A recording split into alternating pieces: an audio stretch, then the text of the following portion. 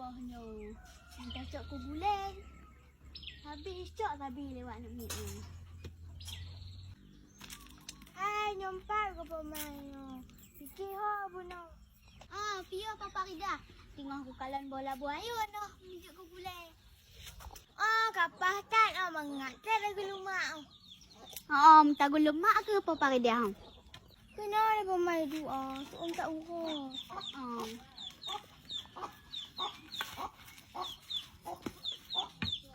Jadinya pemain ni tua. Macam ni wah. Muklam. Jadi Pak Kiban, berhabar pemain ni.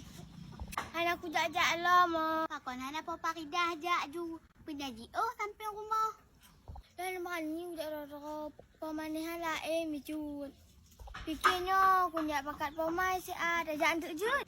Jut lah kau cak bola bunyo ju dan tu ada magun tajak. Jut lu aku jak awal jut lah dah.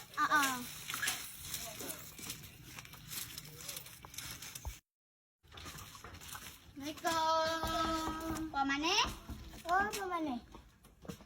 Waalaikumsalam. Okey mak kah?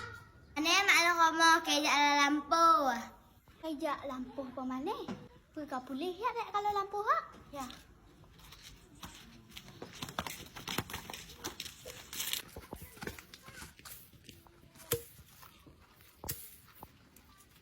Hai pemain ni. Punyan kau pulih. Ya tengok aku kau tak ada bicut. Ya kau pulih. Kadu ile kah? Ajut.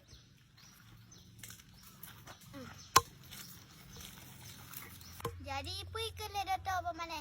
Hai pergi ni kalau mbak konsen nak tak bicut batal keing. Alahu ya Allah bagi ban pemain ni ha. Apa bagi ban? Kabale ke? Nyohana kapolek kah? Ada lagi nyoke. Ikan le data gisa-gisa ke? Nyohana aku gisa makin parah hantu. Kok le pergi dah jadi. Apa mana? Nyok laki maalam di kota. Anak mengan hati lun. Apa lagi maalam? Dah maaf. Yang kalah kaku. Tak kat marit le sakit hati ke kulingau. Kajet.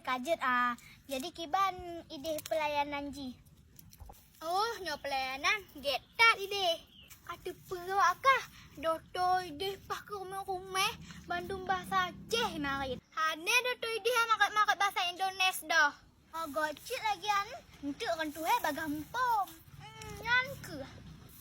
Kakak lepas malih bah kamu ya laki izin ju le semoga baga pulih bah. Ya dah ya.